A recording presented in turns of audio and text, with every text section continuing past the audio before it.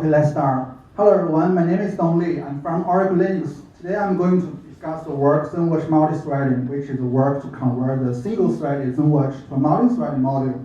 In this talk, I will first discuss the limitation in the state-of-art single-threaded Xenwatch with some case studies, and then I will present some prerequisite knowledge on PV driver to help the audience here better understand the limitation. And finally, I will discuss how such limitation can be addressed by Xenwatch multithreading. Let's start the discussion with a case study. Indeed, this case used to be reported by the Zen development mailing list in the past, as shown in the first link. While this kind of issue is usually very hard to be reproduced on purpose, I have prepared a patch to reproduce it on purpose and upload it to my website as shown in the second link. About the case study, suppose you're a system administrator for a company's cloud, either private cloud or public cloud. And one day you get reported that one host could not create guest VM successfully. You log into the server and try to create a VM via XL create, and unfortunately, you hit the error, unable to add device with pass blah blah blah. This indicates that the host could not create guest VM successfully because the PV device could not connect and initialize successfully.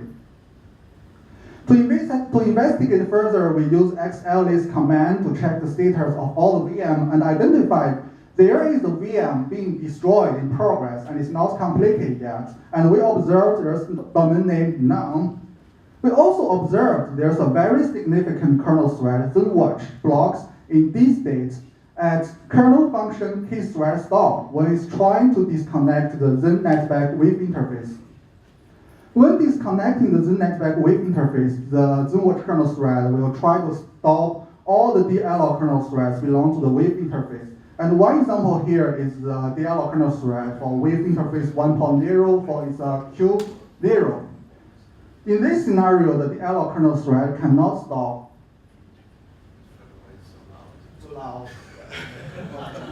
In this scenario, the DLL kernel thread cannot stop because there are still in-flight packets on the wave interface. According to the source code analysis, we know the DLL kernel thread will not stop itself unless the variable in-flight packets become 0. We can actually indirectly infer the value of this variable with the help of the ETH2 utility. According to the result of the command, we know the value of tx0 copy sent is 1 more than the sum of tx0 copy success plus fill. This indicates there is still in-flight networking packet skbuf being held by other kernel components such as Ethernet card driver, so the data mapped from frontend to backend cannot be released successfully or correctly. To help the audience better understand why DLL kernel thread cannot stop, let's talk about the mechanism behind Xen-netback zero copy. Here we have Xen-net from driver on domain U, while we have Xen-netback driver on domain 0. When domain U is trying to send out data to the internet, the Xen-netback driver will first map the data from frontend to backend, and then encapsulate the data in the form of the skbuf. And finally, the skbuf is sent to the Ethernet card driver once the in-flight packet variable is implemented. Unfortunately, in this scenario, there's issue with the Ethernet card driver, and the data mapped from frontend to backend as the form of the fragments belong to the skbuf cannot be released successfully or correctly, and so the value of in-flight packets cannot be decremented as expected. As a result, Xenwatch kernel thread is blocked. We have discussed the root cause is not on Xen side, but actually on other kernel component side, such as Ethernet card driver, and you might ask if there's any solution to fix this kind of issue. Actually, there's a workaround mentioned by the mailing list when this issue was reported. By running the if config down and the if config up on the Ethernet card interface, we will be able to reset the Ethernet card driver, or more specifically the DMA buffer, so all the data mapped from frontend to backend will be released successfully, and as a result, the Xenwatch kernel thread will be able to continue working normally. But sometimes we're not as lucky as in this scenario, and if there's no workaround available, since Xenwatch kernel thread is blocked, the only option for us is to reboot DOM0. To To demonstrate the significance of such kind of Xenwatch stall issue, I will talk about more scenarios I summarized by analyzing the Linux kernel source code. Since the extra two scenarios are related to Zen block PV driver, I will first talk about the prerequisite knowledge. Here we have Zen BLK from driver on domain U, while we have Zen BLK back driver on domain 0. For any I/O activity, the I/O request is submitted to the backend via Zen BLK from driver, and domain 0 is aware of the request via event channel. There are a set of kernel threads running on domain 0 belong to the BLK back interface, and one example here is XVDA-0. For any I/O request from frontend, the XVDA-0 will first map the data from frontend to backend, and then formulate the mapped data into the form of the BIO, and finally submit the new BIO to the DOM0 block device. The block device on DOM0 can be one of, for example, loop device on NFS, ClusterFS, or OCFS2, or it can also be directly an iSCSI device or NVMe device. In the first scenario I summarized, the Xenwatch kernel thread is blocked when it's trying to disconnect the block back device, and it's stored at kernel function kthread stop. It cannot stop another kernel function XVDA-0 successfully because XVDA-0 is still processing our request from frontend to backend, and is waiting for idle block multi-queue tag. Let's assume if there's issue with block storage layer on DOM0, all previously submitted I/O requests for this block device cannot be completed yet. So as a result, there will be no free idle block multi-queue tag available. So XVDA will not be able to obtain the free idle multi-queue tag to complete I/O requests. And as a result, Xenwatch kernel thread is blocked because it cannot stop XVDA-0 kernel thread successfully. In the second scenario, the Xenwatch kernel thread is blocked when it's trying to disconnect the Zen BLK back device on DOM0. Actually, when disconnecting the Zen BLK back device on DOM0, the Xenwatch kernel thread will wait until all the persistent grants pages mapped from frontend to backend as part of the BIO are released successfully. Assuming if there's issue with block or storage layer on DOM0, the pages mapped from frontend to backend belong to the submitted BIO are not released successfully. As a result, Xenwatch kernel thread will be blocked until, as shown in the source code here, the page count for each pages mapped from front to backend belong to the submitted BIO become the expected value. We have discussed the Xenwatch stall issue with some scenarios, and let's summarize the symptom of this kind of issue. First, this usually happens when we are trying to destroy a guest VM and the destroying process is never completed yet. We will observe domain name none in XL list.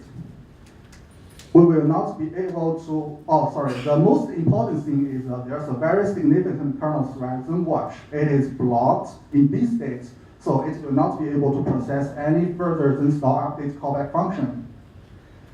You will not be able to create or destroy any guest VM, and you will not be able to hot plug any PV device.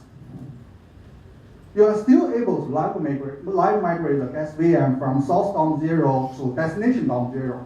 Since the Xenwatch kernel thread is blocked on source DOM0, after the live migration, you will not be able to destroy the guest VM on the source DOM0 to complete the real live migration.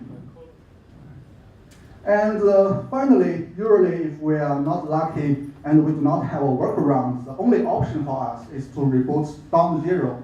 This is usually a nightmare for system administrator because it sometimes spends a lot of effort by the administrator to schedule the service downtime to reboot DOM0. And the worst thing is, as I mentioned, the root cause is not on Zen side, but on other kernel component side, and people will always blame Zen. And as a result, Xenwatch is always a victim. But this is not just the end of the story. It's not just Xenwatch kernel thread is blocked, and so we cannot boot new guest VM in cloud.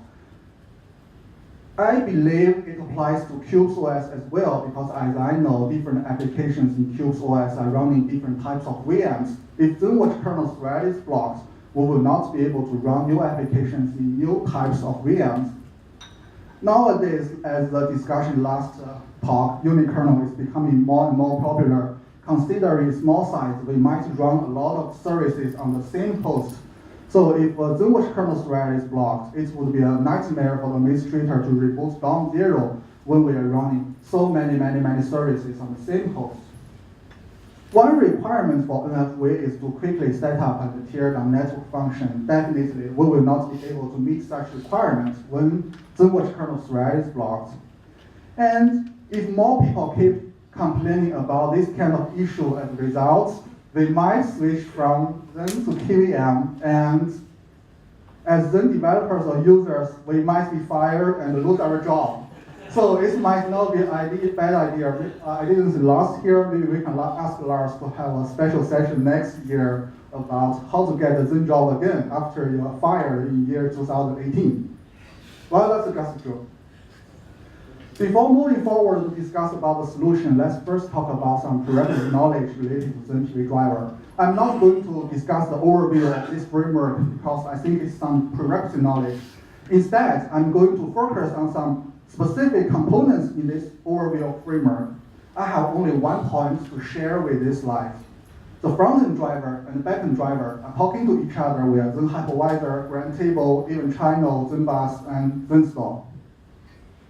In my opinion, the best way to explain PV driver is to compare it with a PCI driver. For example, the way to detect a new PCI device in Linux kernel generally is to scan the PCI bus, while the way to detect a new PV device is to scan the Zen store. In Linux kernel, the PCI is abstracted as PCI DUV or PCI driver kernel data structure, while in Linux kernel, Zen store is abstracted as a Zen bus. Therefore, the device is abstracted as Zen bus device, while the driver is abstracted as Zen bus driver. Generally, we will use PCI config space, PCI bar, or capability to help configure the PCI device, while we use Zen store to configure the PV device. For example, if we'd like to set the number of queues for PV device, we just update the number at the corresponding location in Zen store, so the PV driver will detect and respond to it correspondingly. Nowadays, most PCI devices can access the entire memory address space, or sometimes it's limited by LMMU. For PV device, the mechanism to control memory access is via a mechanism called grand table. Finally, the notification mechanism used by PV driver is a hardware interrupt, while software even channel is being used by Zen PV driver. To demonstrate how Zen store is used to initialize and configure PV device, let's compare Zen store with a motherboard. A motherboard is a hardware board with many slots where we can install new device, while Zen store is a software daemon running on DOM 0. It's a sort of database used to store the configuration information for all guest VMs. When we are adding new hardware device, we just plug them into the slots of motherboard, while the way to add new PV device is to insert new entries into Zen store. Zen store is in the form of a tree, so we can use a Zen store ls command to list the data stored in Zen store on DOM 0. Now we can start to discuss about the Xenwatch. Xenwatch is a kernel thread used to monitor the updates in Zen store. It allows us to watch at a specific Zen store node, and generally a callback function is registered together as part of the watch. The callback function is triggered if the subscribed Zen store node or any of its descendants are updated. The callback function is usually used to initialize, deinitialize, or configure the PV device. All of DOM 0, DOM U, and Zen 2 step can watch at Zen store or update Zen store. Here I use the example to demonstrate how Xenwatch and Zen store are used for PV device hot plug. Initially, both DOM 0 and DOM U will watch at the corresponding location in Zen store. As I already mentioned, the way to add new PV device is to insert new entries into Zen store. Here we use the 2-step to insert new entries. And then the Zen store will notify this update to DOM 0 and DOM U via the mechanism of Xenwatch. So DOM 0 and DOM U will respond to these updates correspondingly to initialize the status of the PV device in their driver. So far, there's only one single Xenwatch kernel thread in each domain to process the Xenstall updates, which we also call as Xenbus events or Xenwatch events. Let's use DOM0 as an example. If Xenstall is updated, it will notify the DOM0 kernel via event channel. The event channel will notify a Xenbus kernel thread on DOM0. This Xenbus kernel thread will first check which node is being updated and then formulate these updates in the form of the Xenwatch events and finally append the events at the end of the linked list. Xenwatch kernel thread will be responsible to process the events one by one consecutively. We can see the limitation here. If Xenwatch will be blocked, if any of the event callback function is blocked. So this is a limitation, and it is clear our solution will be converting the Xenwatch from the single-threading module to a multi-threading module. We would like to create a per DOM-U Xenwatch kernel thread on DOM0 for each DOM ID. So this will be our solution. When working on the solution, we actually encounter some challenges. The first challenge is we need to carefully select the time point to create the per DOM-U Xenwatch kernel thread for each DOM ID. Unlike Zen2Stack or Zen hypervisor, DOM0 is not aware of the domains running on the host. It's only aware of the PV device running on it. So we cannot have a mechanism that DOM0 kernel will passively waiting for an event that is timed to create a per DOM-U Xenwatch kernel thread for a specific DOM ID. And this is the first challenge. The second challenge is given Xenwatch events, which Xenwatch kernel thread or which per DOM-U Xenwatch kernel thread we will use to process this event. This is equivalent to given a Xenwatch event path, how to calculate its DOM ID. Here I have 4 examples. While the first 3 should be processed by per DOM-U Xenwatch kernel thread for DOM ID 1 because they have DOM ID 1 involved in the path. The last event should be processed by the default Xenwatch kernel thread. The last challenge is so far we have only one single threaded Xenwatch kernel thread. All logs are global logs. So when we are converting program from single threading program to multi-threading program, we need to carefully split the global logs into per thread logs. As this part is very engineering intensive work, I will not discuss about in detail in the talk. About the first challenge, as I mentioned, we need to carefully select the time point to create the per DOM-U Xenwatch kernel thread for each DOM ID on it. To look for some hint, we use Xenstall watch command to monitor the root node in Xenstall during the life cycle of the VM. I mean, when we are using XL create a VM, and then we use XL destroy the same VM. We observed there's an event introduce domain at the beginning of the VM creation, and while we have another event release domain at the end of the VM lifecycle. Thanks to the suggestion from Jorgen, we decided to use the introduce domain and the release domain events as a hint for per DOM-U Xenwatch kernel thread creation. DOM0 kernel will watch at both introduce domain and the release domain. When there's an introduce domain event, DOM0 kernel will list the /local/domain in Xenstall via XS directory command to confirm which DOM ID is most recently created, so the corresponding or related Xenwatch kernel thread will be created as well. When there's a release domain event, the DOM0 will also list all the DOM ID available under /local/domain via XS directory command to confirm which DOM ID is most recently removed. Question? That's racy. Sorry? That's racy. Racy? Sorry, I don't understand. That's a race condition. Race condition. You won't find, if you concurrently create 2 domains at once, you'll get the wrong DOM ID out of that. But you will get 2 introduced domain events. Yes. So the first event, you will find one ID is created, and the callback function for the second event will detect another DOM ID is created. So each domain creation will generate a single introduced domain event. Yeah, the introduced domain doesn't have the DOM ID, so if you introduce domain, then you list Xenstall, you will see if 2 come together, you process Yeah. introduce domain, access directory gives you the second DOM ID. Yeah, that might be true. You might get the you might create a per thread, Xenwatch kernel thread for the second ID first. Yes, that might be true. But in the end, you'll still have both DOM IDs. Yeah. Right, you need to keep track of what you saw before so that you can actually see which can. Yeah, we have a list to keep. Yeah, we have a list. And both appear or none can appear or things like that. Yeah, definitely we have data structure. Yeah, we should do. Okay, how should DOM ID in the event something there? The introduce domain, release domain are some of the most silly signals introduced. It would be at the point that Xenstore fires the introduce domain and the release domain, it does know which DOM ID Yes. appeared or disappeared. It would be much better to add an extension to the protocol to. I will discuss about it at the end. Okay. Sorry. Okay. Yeah, I'm looking at the code. That idea is. Okay, I will continue.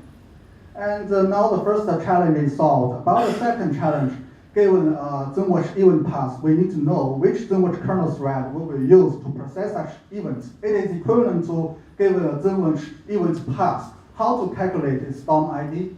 I think we cannot simply make an assumption that there's a pattern in the path involved in Xenstore because the layouts of the Xenstore might be enhanced or changed in the future. We can't just simply make assumption and have a very smart single kernel function to calculate the DOM ID for all the scenarios.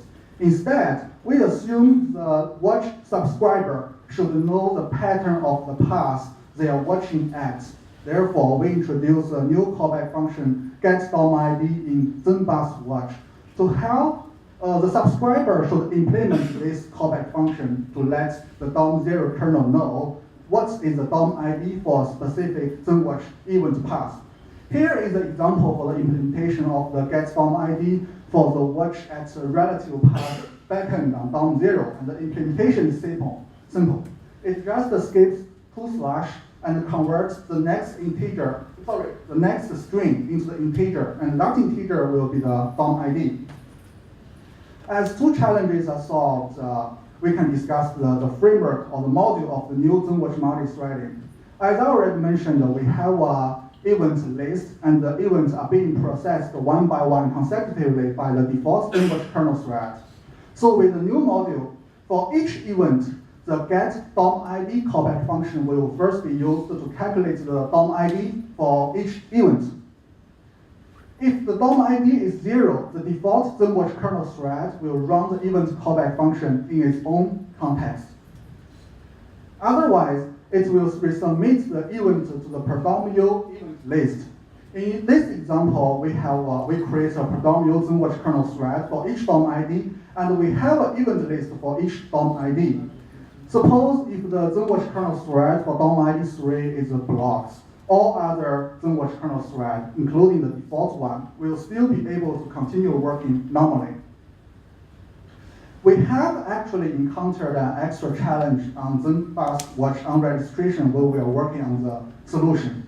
Suppose if you are not going to watch at Xenstore node anymore, you need to remove all the in-flight or pending Xenwatch events from the list of all the Xenwatch kernel threads, including the default one. This will usually generate some log contention because each list is protected by a spin log.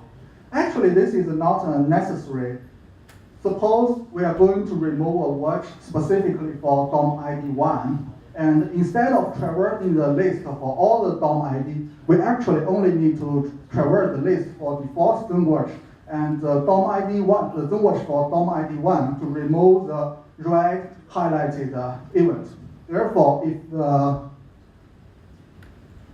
watch is only specifically for specific DOM ID, we do not need to traverse all the lists. Instead, in addition to the default event list, we only need to traverse the event list for that specific DOM ID. Therefore, we introduce an extra callback function getOwner to Xenbus watch to help the DOM0 know if this watch is specific for DOM ID, and the subscriber should implement this callback function. Once we have the new Xenwatch multithreading module, the way to convert the existing or future ZenBus watch from single threading to multi-threading is very simple. In the worst case, we only need to have two steps. The first step is to implement the getDomID callback function, while the second step is to implement the getOwner callback function if this watch is for a specific DOM-ID. Here I give you the example of how we implement the two callback functions for the watch at node state for the PV device on DOM0. And the implementations are very simple. They just return the DOM-ID indirectly inferred from the related ZenBus device. This idea has been implemented and tested already. I have uploaded the patch to my website. As I already mentioned, this kind of issue is usually very hard to be reproduced on purpose. Therefore, I prepared a patch to help reproduce it and upload it to my website.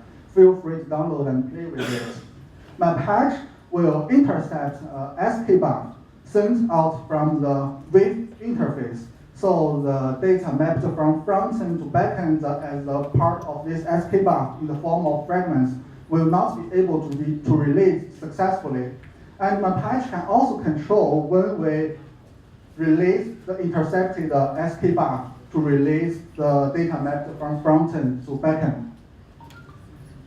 Here is how I use my patch to help verify my implementation. First, my patch will intercept the SK-buf sent out from a wave interface. Therefore, when we are trying to destroy or shut down the VM, since the SK-buf cannot be released, the data mapped from front-end to back-end belong to this SK-buf will also not be able to be released successfully.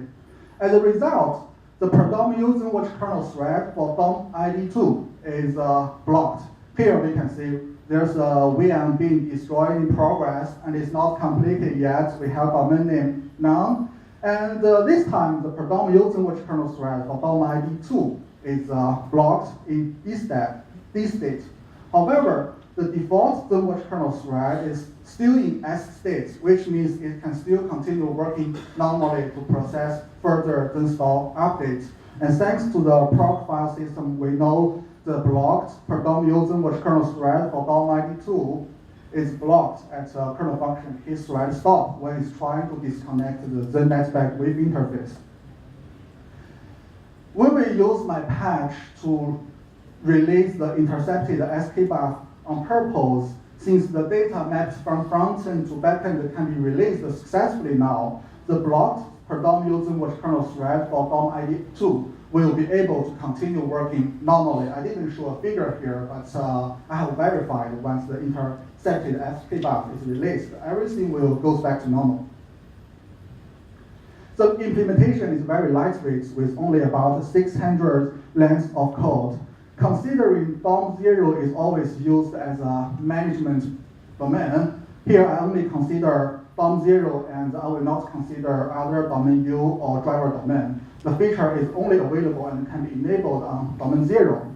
So Xenwatch multithreading can be enabled only when the Zen empty watch kernel parameter is available in kernel command line and the kernel function then initial domain returns true, which means we're running on domain 0. I have already submitted RFC to the mailing list and got some feedback from Jorgen and Wei, and I'm going to submit a patch for review soon. Okay, now I can answer a question. The first part is not the answer for a question. There are still some future works to do. So far, as I mentioned, we use XS directory command to list all the DOM-ID under /local/domain to help confirm which DOM-ID is most recently created or removed. But there's a limitation with this command, as mentioned by Jorgen on the mailing list. This command does not support to list more than 1,000 DOM-ID. Therefore, we need to enable the XS directory part command in Linux kernel. And to be honest, as suggested, I do not like this idea to proactively look for which DOM-ID is most recently created or removed based on the introduced domain or released domain. I'm considering if we are able to add a new install command so that we will be able to watch at the node /local/domain And we will be notified only if there is any new direct child node is added or removed. So we will receive an event. It's time to create a predominant Xenwatch kernel thread for a specific DOM ID, or it's time to remove the predominant Xenwatch kernel thread for a specific DOM ID. So I'm still thinking about it, but I'm not sure if the upstream maintainers will allow to add new such Xenstall command to Xenstall a new protocol. I have finished the talk, and here is the take-home messages. There's a limitation in the state-of-the-art single-threaded Xenwatch. Once it's blocked, we will not be able to create, destroy guest VM, or we will not be able to hot plug any PV device. The only option for us is to reboot DOM 0 if a workaround is not available. It is imperative for us to address this limitation because, as I mentioned, it not only applies for cloud or traditional server virtualization, but it applies also to like Cubes OS, NFV unikernel, all Xen-based platform. And as I discussed, Xenwatch Multithreading can address this limitation. The implementation is lightweight, and the modification is always in the OS kernel. So I didn't touch a dirty Zen2 stack or Zen hypervisor. So if you would like to use this feature, you just need to upgrade the DOM 0 kernel.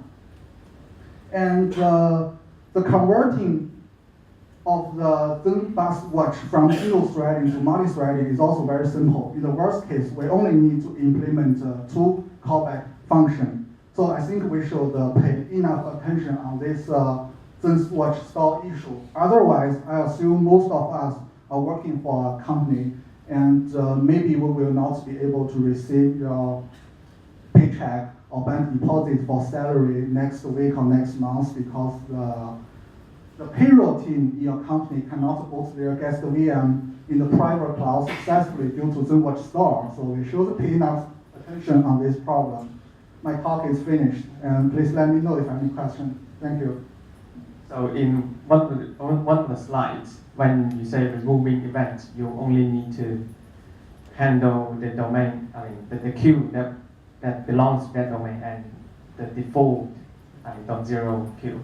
And why is that? Sorry, I didn't catch. So there's one slide that when you need to remove events, you only handle the queue that belongs to that specific. Okay, I got a question. I found that in Linux kernel source code, usually sometimes there are some watches for a specific domain. Let me show you an example here. Oh, this example. Yeah, so for example, what if This watch is specifically for this part, for DOM ID 1. When we are removing this watch, traditionally we need to remove the in-flight events from all the lists. So far we have only one single. Yes, but I think, have you considered a scenario in which backend domain is used?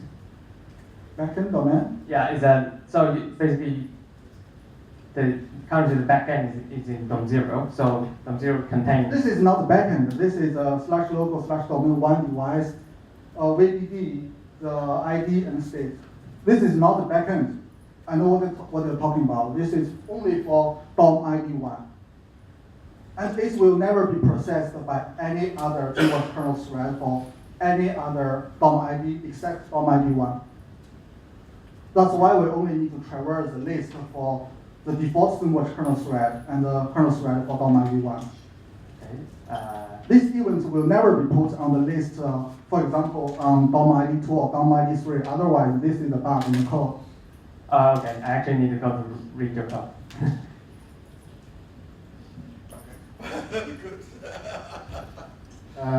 Why not just allow the backend drivers to create their own watch thread?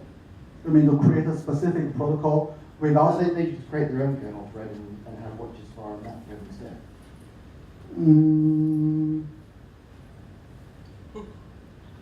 To be honest, I do not have an answer so far. I need to think about it. This is perhaps a good suggestion. I mean, it seems like you're introducing an awful lot of infrastructure to work around a problem which you could just make the drivers problem and they can deal with that as it seems fit. But this is not specifically for a specific driver.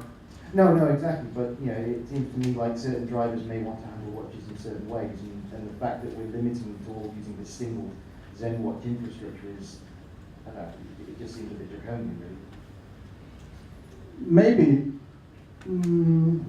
but sometimes, as you know, the callback function of the event might indirectly call the kernel function from all other kernel I components. appreciate it, but certainly for the Windows front-end drivers, the way I implemented watches was I just a watch simply signals a kernel event, and it's up to the driver to decide whether it's going to have a thread wait on that event, whether it's just going to call that event periodically, whatever it wants to do. I don't know if we can have such a mechanism in Linux kernel. Yeah, I think you can. Yes? Okay, maybe we can discuss offline later. Yeah, actually, this is again something where maybe, so I didn't get a sense whether this is controversial. I don't think so, right? Yeah, there's a problem that needs to be solved. Okay, that's a problem that needs to be solved. Maybe we need a design session. So I can help you put it in if you want. Okay. Yeah? All right. Thank you. Any more questions? No? So break is outside. We're going to move upstairs after the break. And you wanted to say something?